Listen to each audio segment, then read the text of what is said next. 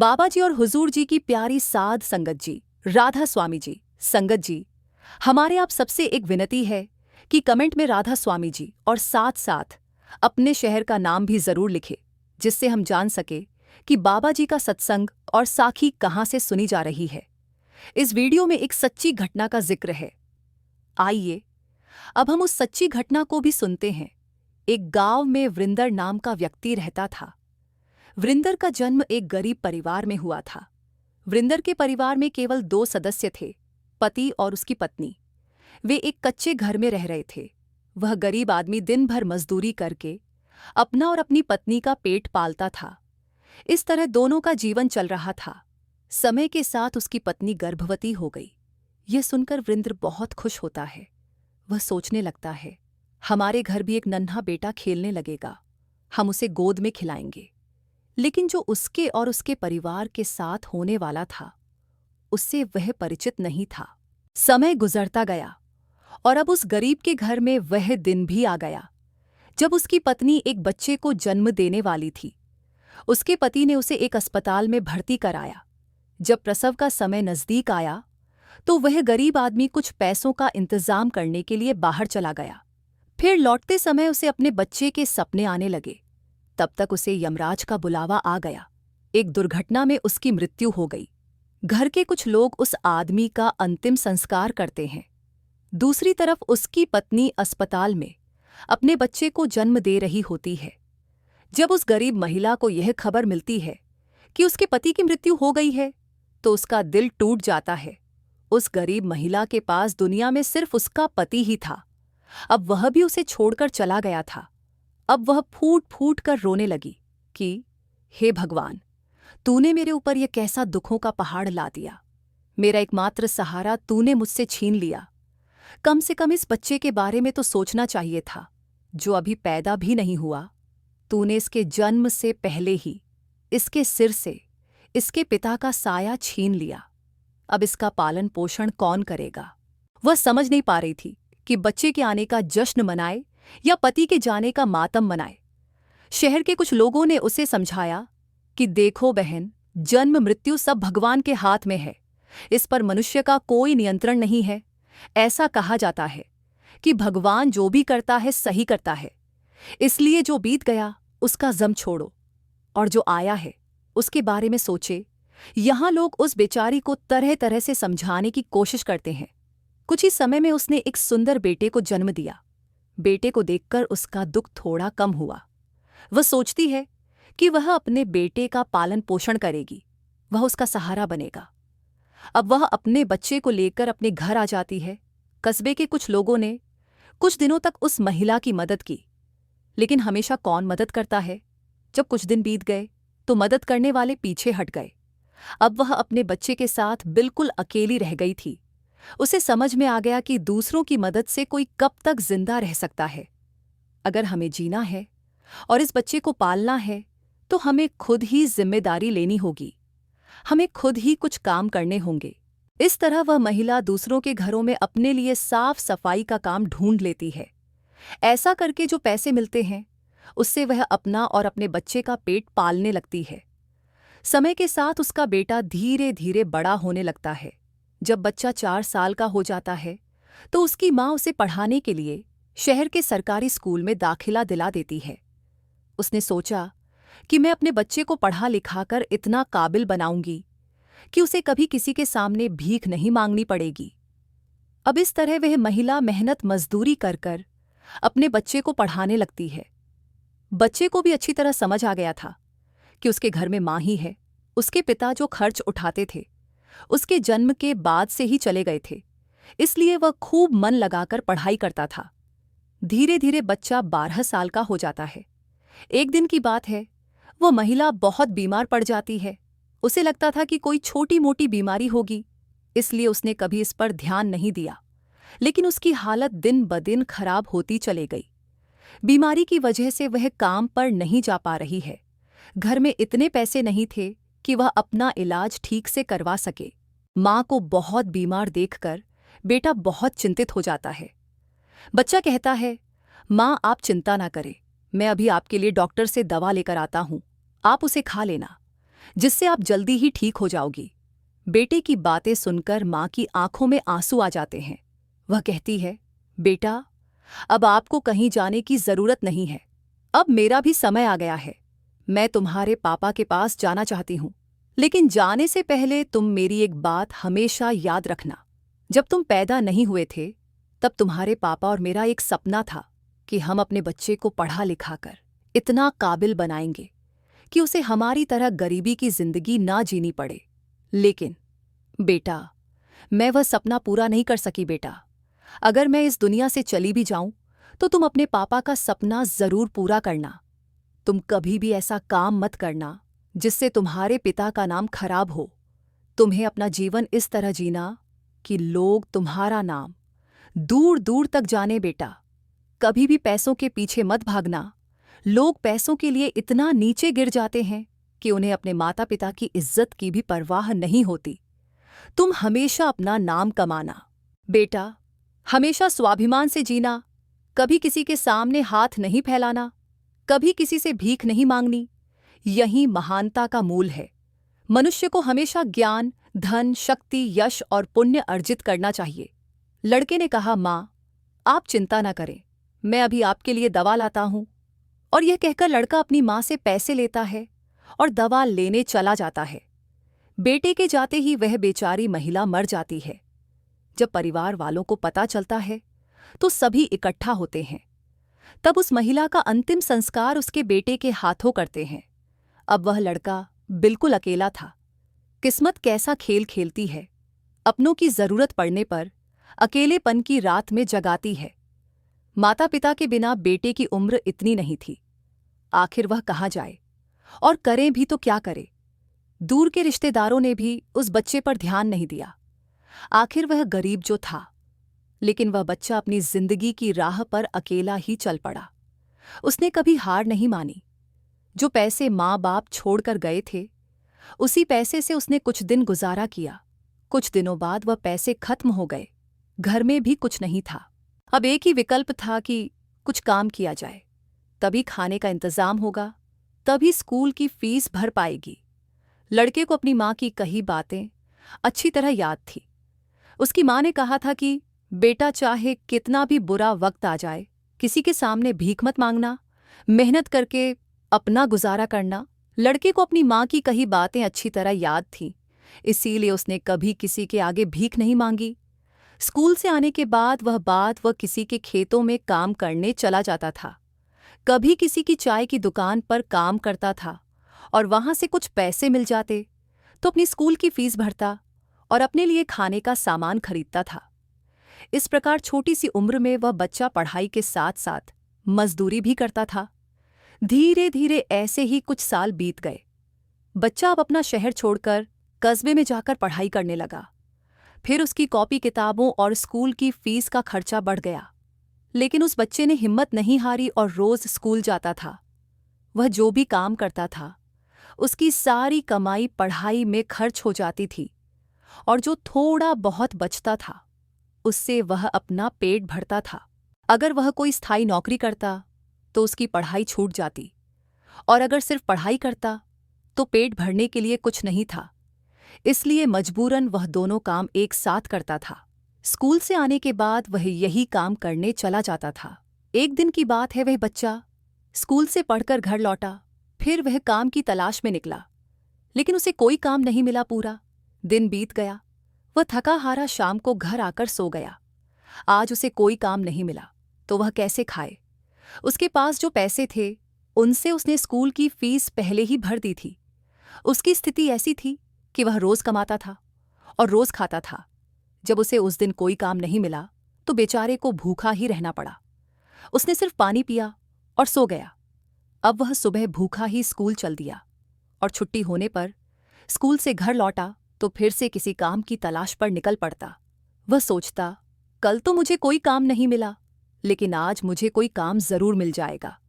लेकिन दुर्भाग्य ने उसका पीछा नहीं छोड़ा। उस दिन भी उसे कोई काम नहीं मिला। आज फिर उसे भूखे पेट सोना पड़ा। अब भूख उसे बहुत बेचैन कर रही थी। फिर एक पल के लिए उसके मन में आया कि वह भूखे पेट पढ़ाई भी नहीं कर सकता। अब मैं किसी से कुछ मांग कर खा लेता हूं। लेकिन मरते समय उसकी माँ ने उससे कहा था कि बेटा, कभी भीख मत मांगना, हमेशा कमाकर खाना। लड़का बहुत बड़ा स्वाभिमानी था। उसमें किसी से भीख मांगने की हिम्मत नहीं थी। वह सोचता था, चाहे कुछ भी हो जाए, मैं भीख नहीं मांगूंगा। अगर मैं भीख मांगने लगा तो लोग मुझे भिखारी कहने लगेंगे। भगवान ने मुझे पेट दिया है तो वह कहीं से इसके लिए भोजन उपलब्ध करा देगा। अब लड़का उस दिन भी भूखा रहता है। सुबह जब उठता है उसे भूख के कारण चक्कर आने लगते हैं। अभी छोटी सी ही उम्र थी उसकी। भला हुआ भूख कैसे सहन कर पाता। थोड़ा और बड़ा होता तो 2-4 दिन बिता सकता था। आज वह स्कूल भी नहीं गया। उसने विचार किया कि मैं आज सुबह से ही काम पर चला जाऊंगा। अगर काम मिला तो भोजन कर लूंगा, फिर अगले दिन के लिए तैयार हो जाऊंगा। अब वह काम की तलाश में इधर उधर भटकता रहता है।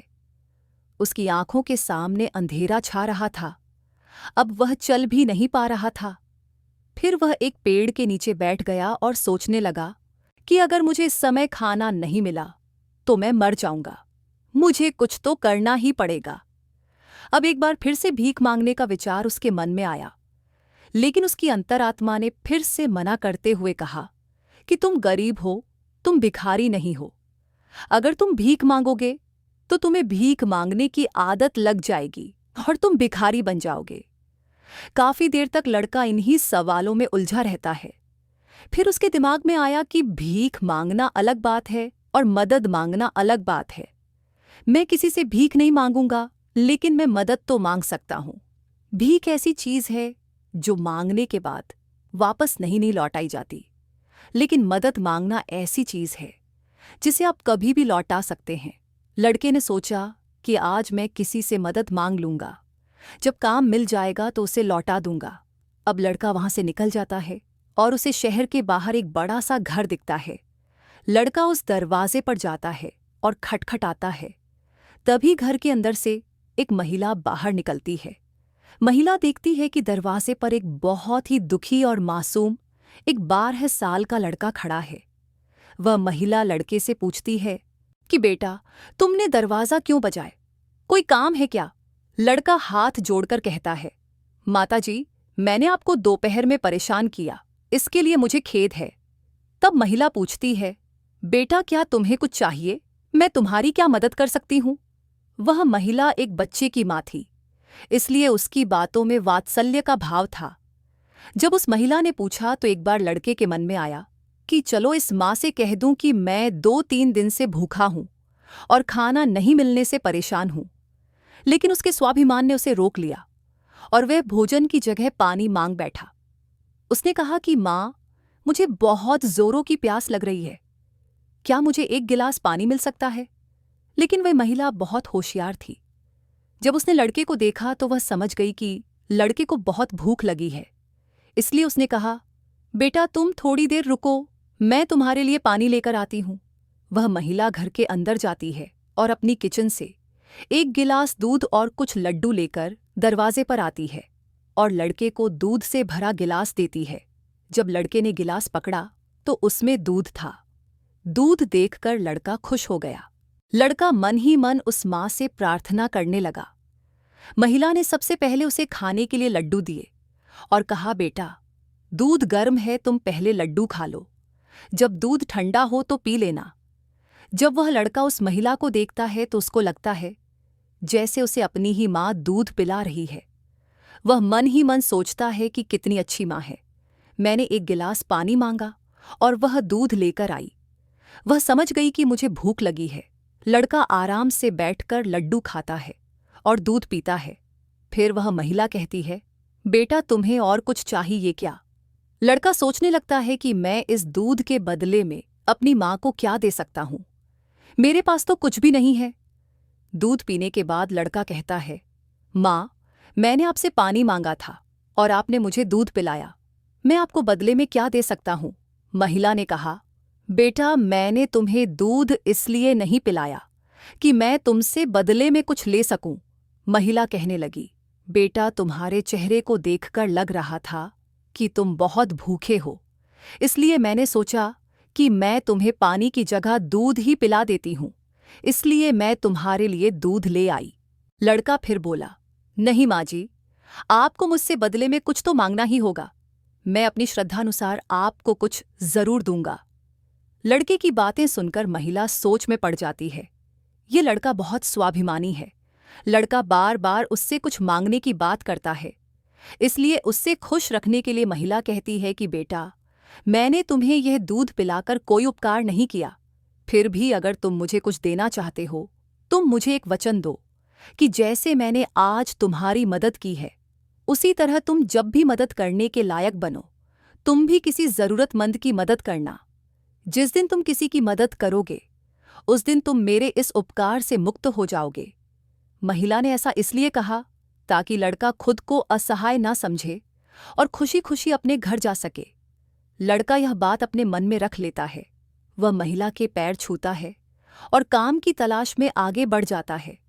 और इस तरह धीरे धीरे कई दिन बीत जाते हैं। जिस स्कूल में वह पढ़ता था, उसे दूध पिलाने वाली महिला का बेटा भी उसी स्कूल में पढ़ता था। एक दिन जब वह महिला अपने बेटे को स्कूल छोड़ने जाती है, तो स्कूल में उसे वह लड़का नजर आता है। महिला उस लड़के को पहचान लेती है। वह स्कूल टीचर के पास जाती है और पूछती है, वह लड़का कौन है? टीचर बताती है कि लड़के का नाम रिदम है और उसके माता पिता नहीं हैं। उसके माता पिता दोनों ही बहुत छोटी उम्र में ही गुजर गए थे। ये जानकर महिला को बहुत दुख होता है। उसने मन ही मन विचार किया कि जब उसके माता पिता ही नहीं रहे, तो उसकी पढ़ाई का खर्च कौन उठाता है। तब स्कूल की सीनियर टीचर उसे बताती है कि रिदम बहुत अच्छा बच्चा है। वह अपनी पढ़ाई का खर्च खुद उठाता है और पढ़ाई में भी बहुत होशियार है। वह कड़ी मेहनत करता है और फिर स्कूल की फीस भरता है। जब कभी वह स्कूल नहीं आता है, वह समय पर फीस नहीं भर पाता है, इसलिए हम उस पर ज्यादा दबाव नहीं डालते हैं। जब महिला को रिदम की स्थिति के बारे में पता चलता है, तो वह दया से भर जाती है। उसे उस लड़के की मदद करने का मन करता है जिसका कोई नहीं है।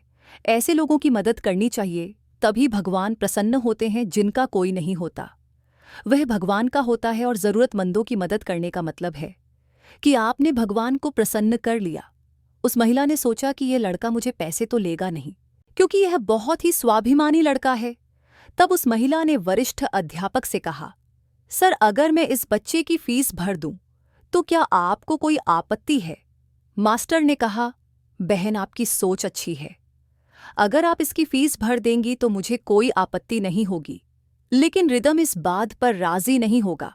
तब वह महिला कहती है, मास्टर जी, मैं उस बच्चे की मदद करना चाहती हूँ। आप रिदम को समझा देना कि उसकी स्थिति को देखते हुए सरकार ने उसकी फीस माफ कर दी है, इसलिए फीस भरने की कोई आवश्यकता नहीं है। महिला रिदम की पूरे साल की फीस देकर घर चली जाती है। इस तरह महिला उसकी पूरे साल की फीस भर देती थी ताकि रिदम मन लगाकर पढ़ाई कर सके। अब रिदम मन लगाकर पढ़ाई करता था और अपना पेट पालने के लिए एक दुकान पर काम करता था। दोस्तों, डूबते हुए को तिनके का सहारा ही खूब होता है। उस महिला के थोड़े से प्रयास से रिदम को बहुत मदद मिली। अब वह मन लगाकर पढ़ाई करता था। ये कुछ और सालों तक चलता रहा और अब रिदम को आगे की पढ़ाई के लिए शहर जाना पड़ा। उसने सोचा कि वह शहर में रहकर कोई छोटी मोटी नौकरी कर लेगा और अपनी पढ़ाई भी जारी रखेगा। महिला को इस बात का पता तब चलता है जब वह उसकी फीस भरने के लिए स्कूल जाती है। जब महिला रिदम की फीस जमा करती है, तो शिक्षक उससे कहता है, बहन, रिदम तो आगे की पढ़ाई करने के लिए शहर चला गया है। अब आपको उसकी फीस भरने की जरूरत नहीं है। जब उस महिला ने यह सुना तो वह सोचने लगी, कोई बात नहीं, ईश्वर ने मुझे उसकी सहायता करने के लिए इतना ही समय दिया होगा। हे भगवान, उस बच्चे पर अपनी कृपा दृष्टि बनाए रखना, वह जहां भी रहे खुश रहे। इस तरह वह महिला अपने घर लौट आई और अपने घर के कामों में व्यस्त हो गई। उधर रिदम शहर जाकर पढ़ाई करने लगा। खर्च चलाने के लिए उसने नौकरी ढूंढ ली। इस तरह 25 साल बीत गए। न तो रिदम कभी उस महिला से मिला और न ही वह महिला रिदम से मिली। उस महिला का बेटा भी अब बड़ा हो गया था। उसका बेटा व्यापारी बन गया था। वह महिला पहले ही अपने घर से ही धनवान थी। ऊपर से उसका बेटा व्यापार करके खूब पैसा कमाता था। उस माँ का बेटा भी बड़ा संस्कारी था। वह अपनी माँ से भी बहुत प्यार करता था। एक दिन उसकी माँ बहुत बीमार पड़ गई। शाम को जब उसका बेटा घर आता है तो अपनी माँ की हालत देखकर बेचैन हो जाता है। वह अपनी माँ को अस्पताल में भर्ती कराता है। जांच के बाद पता चलता है कि उसकी माँ को कैंसर है। लड़के ने डॉक्टर से कहा, डॉक्टर साहब मेरी माँ का इलाज अच्छे से कर दीजिए, पैसों की बिल्कुल भी चिंता न कीजिए। तब डॉक्टर ने कहा, भाई आपकी माँ को कैंसर है और कैंसर का इलाज बहुत महंगा है। छोटे अस्पतालों में इसका इलाज भी नहीं होता। इसके लिए आपको बड़े शहर में जाकर बड़े अस्पताल में इलाज करना पड़ेगा और बड़े अस्पताल का मतलब है खर्च भी बहुत ज्यादा होगा। बेटे ने कहा, डॉक्टर साहब मैं अपनी माँ को ठीक करने के लिए कुछ भी कर सकता हूँ। आप बस मुझे कोई रास्ता बताओ, मैं अपनी माँ का इलाज कहाँ करवा सकता हूँ। तब डॉक्टर उसे किसी बड़े शहर में जाने की सलाह देता है। डॉक्टर ने कहा कि बड़े शहर में कैंसर का अस्पताल है। अगर तुम वहां इलाज पूरा करवा लोगे तो तुम्हारी माँ इस बीमारी से बच सकती है, नहीं तो तुम्हारी माँ की जान खतरे में पड़ सकती है। ये सुनकर लड़का डर जाता है। वह डॉक्टर से बड़े शहर के अस्पताल के डॉक्टर का नंबर और पता लेता है और अपनी माँ को बड़े शहर ले जाता है। उसकी माँ उसे बहुत मना करती रही, बेटा तुम मुझे कहाँ ले जाओगे, हमारे पास इतने पैसे कहाँ हैं। हमारे पास इतने पैसे नहीं है कि हम बड़े शहर में अच्छा इलाज करवा सकें। हम यहाँ के डॉक्टर से दवाई ले लेंगे, धीरे धीरे मैं ठीक हो जाऊंगी, तुम चिंता मत करो। तब लड़के ने कहा, माँ तुम ही दुनिया में एक हो जिसकी वजह से मुझे कभी अकेलापन महसूस नहीं होता, मुझे कभी किसी बात की चिंता नहीं होती। इसलिए चाहे कुछ भी हो जाए, मैं नहीं चाहता कि तुम इस बीमारी से मरो। पैसे का क्या है, अगर यह खत्म हो गया फिर से कमा लेंगे। इस तरह लड़का अपनी माँ को लेकर बड़े शहर जाता है। जिस डॉक्टर को उसकी माँ का इलाज करना था वह उस समय अस्पताल में नहीं थे। वह एक मरीज को देखने के लिए विदेश गए हुए थे। अस्पताल के कर्मचारी ने उससे कहा कि डॉक्टर कल आएंगे, तब तक तुम अपनी माँ को अस्पताल में भर्ती करवा लो। लड़के ने बिना देर किए अपनी माँ को भर्ती करवा लिया और डॉक्टर के आने का इंतजार करने लगा। अगले दिन जब डॉक्टर आता है तो वह डॉक्टर को अपनी माँ की हालत के बारे में बताता है। डॉक्टर ने उसे भरोसा दिलाया कि जांच के अनुसार मैं कह सकता हूं कि तुम्हारी माँ ठीक हो जाएगी, लेकिन उसका इलाज बहुत लंबा चलेगा। लड़के ने कहा, डॉक्टर साहब कुछ भी हो जाए, मैं अपनी माँ को ठीक करके ही घर ले जाना चाहता हूं, चाहे इसके लिए मुझे अपना सब कुछ क्यों न बेचना पड़े, चाहे कितने ही दिन यहां पर ठहरना पड़े। इस तरह वहां के डॉक्टर ने उस माँ का इलाज शुरू कर दिया। अगर छोटा शहर होता था तो खर्चा कम होता, लेकिन वहां खर्चा बहुत लंबा है। फिर भी उस लड़के ने हिम्मत नहीं हारी। डॉक्टर जो दवाइयां लिखते थे वह बहुत महंगी होती थी। लड़का अपनी माँ के लिए सबसे महंगी दवाइयां लाता था। दूसरी तरफ माँ की देखभाल करने के कारण वह अपने व्यापार को समय नहीं दे पा रहा था, इसलिए वह भी ठप हो गया। कई दिनों तक इलाज चलता रहा। धीरे धीरे माँ की हालत में सुधार होने लगा। बेटे के पास जो जमा पूंजी थी वह खत्म होने लगी। इधर जब माँ को पता चलता है कि बेटे के पास अब पैसे नहीं हैं, तो वह कहती है, बेटा इतनी महंगी दवाइयाँ क्यों खरीद रहे हो, डॉक्टर फीस कहाँ से दोगे, दवाइयों का खर्च कहाँ से उठाओगे, तुम्हारा व्यापार भी ठप हो गया है। बेटा कहता है, चिंता मत करो, मैं अपना घर दुकान सब कुछ भेजकर तुम्हारा इलाज करा दूंगा। माँ भी बेटे की जिद के आगे बेबस हो जाती है। लड़का अपनी माँ का इलाज जारी रखता है और धीरे धीरे 1 महीना बीत जाता है। वहां एक बड़ी अजीब बात थी। उस अस्पताल के सीनियर डॉक्टर जब लड़के की माँ से मिलने आते थे तो वह उस माँ के पास बैठकर काफी देर तक बातें किया करते थे। ये देखकर माँ को भी अच्छा लगता था और वह सोचती थी कि यह अजीब डॉक्टर है, इतने सीनियर डॉक्टरों के बीच में इसे फुर्सत ही नहीं है, यह मुझसे बात करने के लिए इतना समय कैसे निकाल लेता है। दोस्तों, ऐसे ही कई दिन बीत जाते हैं। एक दिन वह लड़का डॉक्टर के पास जाता है।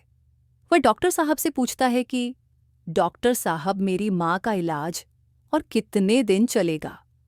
डॉक्टर साहब उसे सारी बात बताते हैं कि भाई चिंता मत करो, तुम्हारी माँ बिल्कुल स्वस्थ है, मैं संतुष्टि के लिए एक और टेस्ट भी करवा लूंगा।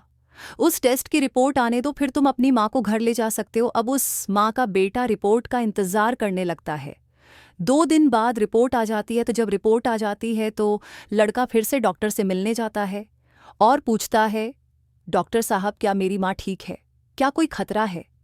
तब डॉक्टर कहता है, भाई चिंता मत करो, रिपोर्ट अच्छी है, तुम्हारी माँ बिल्कुल ठीक है, अब तुम उसे अपने घर ले जा सकते हो।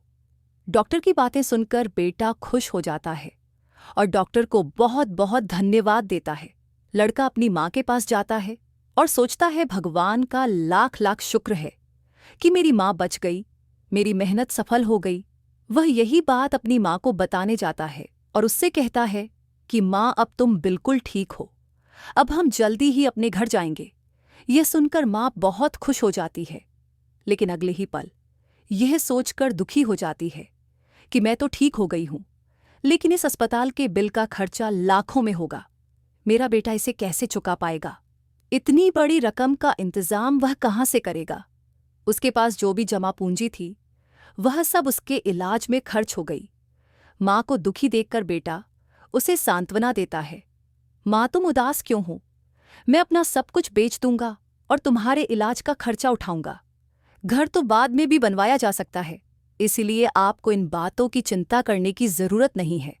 बेटा अपनी माँ को बहुत सांत्वना देता है, लेकिन एक माँ तो माँ ही होती है, उसे अपने बेटे की चिंता होना स्वाभाविक था। वह सोचने लगती है कि अगर उसका बेटा सब कुछ बेच देगा तो वह अपना जीवन कैसे चलाएगा, इसके भविष्य का क्या होगा। वह माँ पूरी रात इसी बारे में सोचती रही। माँ और बेटा दोनों चिंता में रात बिता देते हैं। जब अगला दिन आया और उसकी माँ के हॉस्पिटल से डिस्चार्ज का समय आ गया, इतने में एक अस्पताल का कर्मचारी माँ बेटे के पास एक लिफाफा लेकर आता है और महिला के बेटे से कहता है कि डॉक्टर ने आपके लिए यह बिल का लिफाफा भेजा है, आप इसे ध्यान से देख ले और इस बिल का भुगतान कर अपनी माँ को अपने घर ले जाएं। बिल का लिफाफा देकर अस्पताल का कर्मचारी चला गया। अब लड़का उस लिफाफे को हाथ में पकड़ता है और सोचता है कि पता नहीं बिल कितना आया होगा। अपने बेटे को चिंतित देखकर माँ को भी चिंता होने लगती है। माँ ने तुरंत अपने बेटे के हाथ से वह पेपर छीन लिया। माँ उस लिफाफे खोलकर उसे देखती है। दूसरी तरफ उस समय अस्पताल की सीनियर डॉक्टर भी वहां पहुंच जाते हैं। उधर माँ ने जब वह लिफाफा खोला तो उसमें उसे एक छोटी सी पर्ची दिखाई दी। उस पर्ची पर लिखा था, माँ जी आपने अपने बिल का भुगतान तो आज के 25 साल पहले ही कर दिया था, जब आपने 2 दिन के भूखे बच्चे को एक गिलास दूध और लड्डू खिलाया था और अगले 5 वर्ष तक उसके स्कूल की फीस जमा कराई थी। माँ उस पर्ची को देखकर आश्चर्यचकित थी। इधर जब माँ का बेटा पूछता है, माँ डॉक्टर ने कितना बिल दिया है, तो वह पर्ची अपने बेटे को दे देती है। जब बेटा उसे पढ़ता है तो वह भी हैरान रह जाता है। लड़का अपनी माँ से पूछता है, माँ क्या आप डॉक्टर को पहले से जानती हैं? आप डॉक्टर से कब मिली? इस पर माँ कहती हैं, बेटा मैं उन्हें 1 महीने पहले से नहीं जानती, मुझे अभी उनके बारे में पता चला है। बेटा पूछता है, फिर इसमें 25 वर्ष पुराने की घटना के उन लिखी है। माँ कहती है, बेटा 25 वर्ष पहले जब तुम बहुत छोटे थे, तुम्हारी उम्र का एक छोटा लड़का दोपहर में हमारे दरवाजे पर आया। वह भूखा प्यासा था। उसने मुझसे एक गिलास पानी मांगा। जब मैंने बच्चे को देखा तो मैं समझ गई कि वह भूखा है, इसलिए मैंने दूध और लड्डू लाकर उसे खाने को दिए। वह कई दिनों से भूखा था। उसने वह भोजन तो कर लिया था, लेकिन वह मुझसे कहने लगा कि माँ मैं आपके इस त्याग का कर्ज कैसे चुका पाऊंगा। तो उसको समझाने के लिए मैंने उससे कहा कि जब तुम बड़े हो जाओ और मदद करने लायक हो जाओ तो तुम भी किसी जरूरतमंद की मदद कर देना।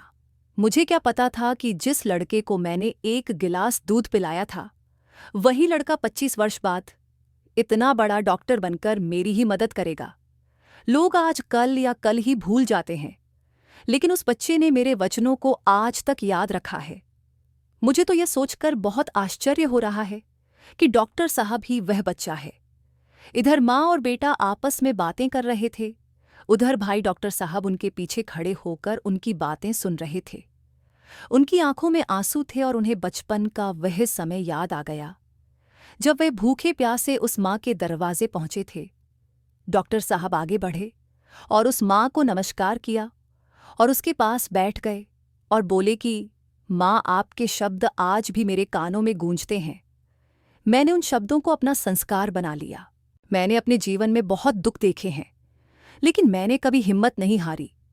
मैं आपका बहुत आभारी हूं। अगर आपने मेरी स्कूल की फीस नहीं भरी होती तो आज मैं इतना बड़ा डॉक्टर नहीं बन पाता। माँ, ये आपकी ही देन है।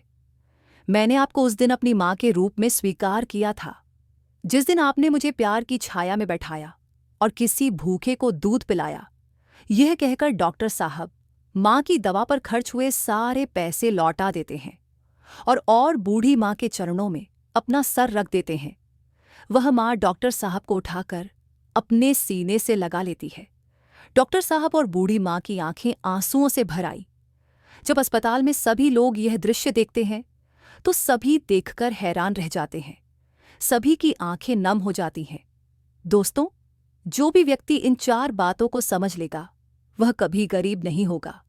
सबसे पहले तो व्यक्ति को जीवन में आने वाले बदलावों से घबराना नहीं चाहिए, बल्कि उन्हें यह सोचकर स्वीकार करना चाहिए कि उसके जीवन में कुछ बेहतर होने वाला है। इन बदलावों से मनुष्य बहुत कुछ सीखता है और वह सही रास्ता अपनाता है, और जो अपने साथ होने वाली घटनाओं से टूट जाता है वह कभी आगे नहीं बढ़ पाता। दूसरी बात, चाहे कितना भी अंधकार क्यों ना हो, एक छोटा सा दीपक उसे नष्ट कर सकता है। इसी तरह अगर जीवन में थोड़ा अंधकार आ भी जाए तो ज्ञान के दीपक से अंधकार को नष्ट करके सही रास्ता पाया जा सकता है। ज्ञान वह खजाना है जो रंग से राजा बनाता है। ये भटके हुए को सही रास्ता दिखाता है। तीसरी बात, दूसरों का भला करो, दूसरों पर दया करो, तुम्हारा भला अपने आप होता रहेगा। अगर जीवन में किसी की मदद करने का मौका मिले तो जरूर करो। कहते हैं कि डूबते को तिनके का सहारा बहुत होता है। आपकी छोटी सी मदद किसी की जिंदगी बदल सकती है। आपका छोटा सा योगदान किसी के लिए वरदान भी हो सकता है। मुसीबत में हो तो घबराओ मत। एक रास्ता बंद होता है तो 10 नए रास्ते खुल जाते हैं। दुख और परेशानी की भट्टी में तपने से ही जीवन सुधरता है। कष्ट सहने के बाद ही मनुष्य को अनुभव प्राप्त होता है, अथवा अनुभव बहुत काम आता है।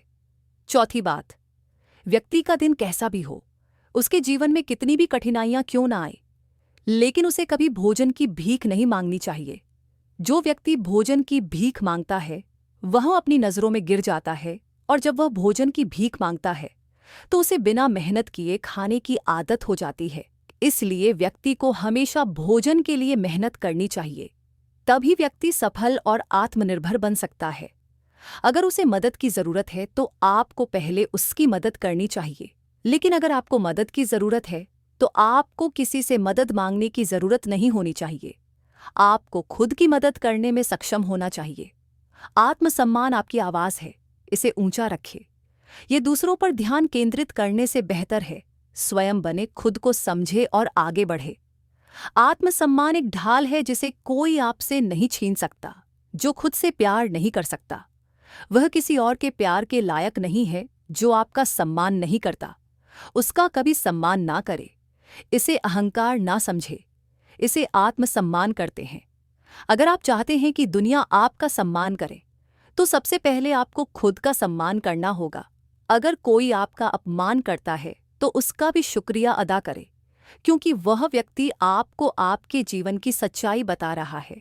ज्यादातर लोग उन चीजों की कदर नहीं जो उन्हें आसानी से मिल गई हो, लेकिन उन्हें खोने के बाद पछताते हैं। साथ संगत जी, ऐसी ही रूहानी साखियां सुनने के लिए हमारे चैनल को सब्सक्राइब कर लीजिए।